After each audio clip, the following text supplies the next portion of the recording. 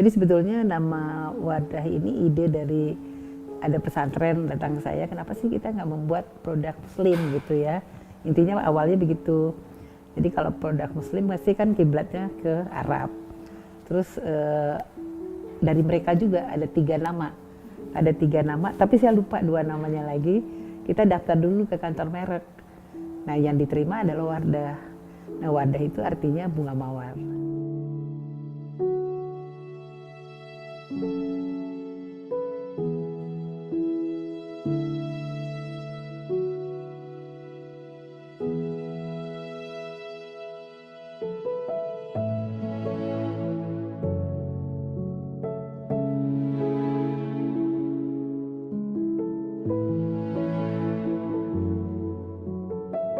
Sebetulnya saya awal itu bikin sampo untuk salon kecil sih sebetulnya.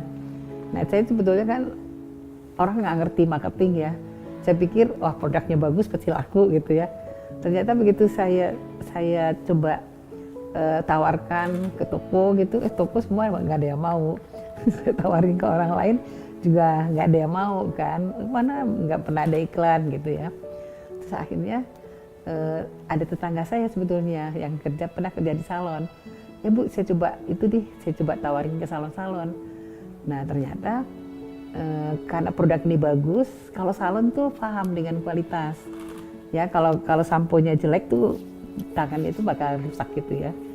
Jadi saya masukin sampo, ternyata mereka suka, terus mereka minta krim bat, mereka minta obat keriting segala macam. Akhirnya kita jual dulu di daerah Tangerang waktu itu. Itu tidak sampai 1 tahun, hampir semua salon di daerah itu udah ambil produk kami. Jadi mereka itu kita kasih sampel, misalnya obat keritingnya ternyata bagus, hasilnya cepat jadi gitu kan, harganya juga bersaing. Jadi dari awal kita konsepnya itu membuat produk bagus agar bersaing. Ya alhamdulillah sampai sekarang kayak begitu.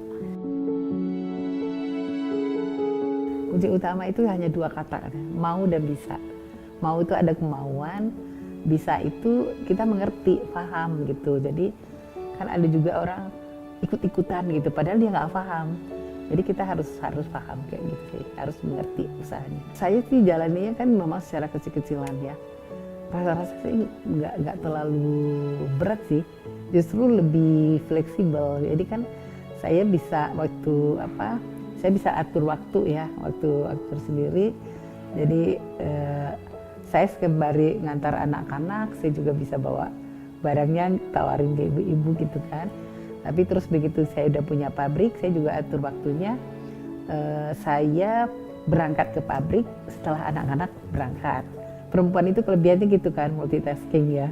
Jadi saya bisa ngerjakan sesuatu sembari ngurusin anak-anak sih kayak gitu.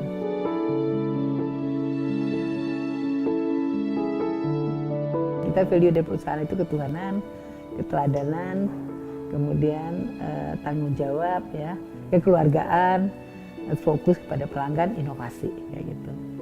Jadi dalam perjalanan itu saya merasakan sendiri kayak contohnya ya, tahun 2009 kita relaunching Wardah.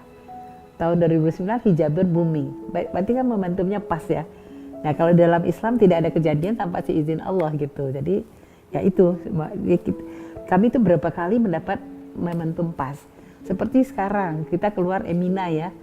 Emina itu adalah untuk milenial. Jadi kalau saya melihat itu ya selama perjalanan itu kita jatuh bangun berapa kali itu ada aja kemudahan dari Allah ya. Saya merasa kita memang harus kita hanya berusaha, keberhasilan itu banyak campur dari tangan dari atas kayak gitu sih.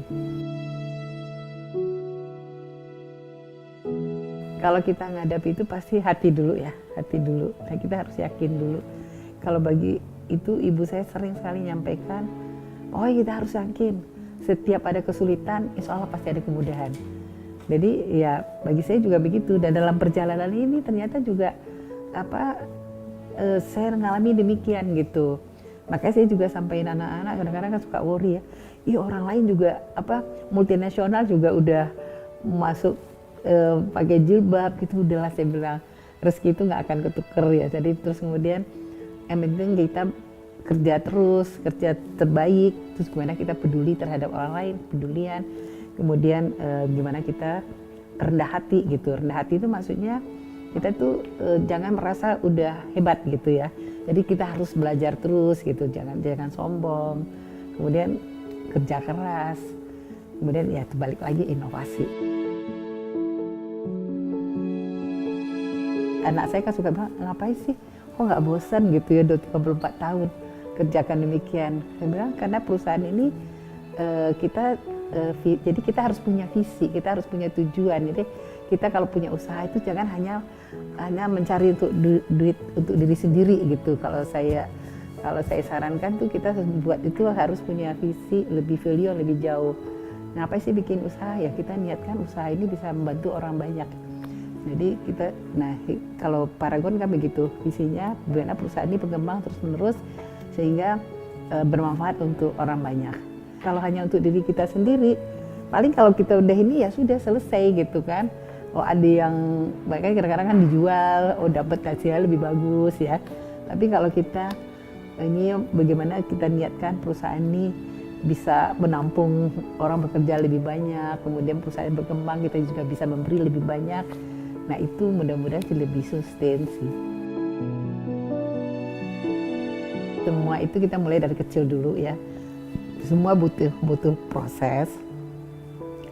Tapi jangan mengharapkan terlalu cepat. Kalau sekarang kan banyak kan milenial dengan melihat ada yang kayak Gojek sukses gitu, yang valuasinya besar gitu kan. Itu kan banyak juga yang tertarik. Padahal nggak bisnis tidak seperti itu kan. Jadi ya kita harus lebih sabar lah, lebih melihat step-stepnya, jangan mikir terlalu instan gitu ya. Semua itu dengan proses, harus belajar terus, harus hati-hati. Nah kalau saya sih sebagai ini ya, pertama bagi saya itu ya kita harus ketuhanan itu ya, kita harus sadar sehingga kita kalau ketuhanan itu kita maksudnya itu lebih ikhlas, lebih sabar gitu kan. Nah satu lagi kita harus peduli terhadap orang lain, itu yang saya rasakan. Peduli terhadap orang lain itu menyebabkan kita lebih semangat.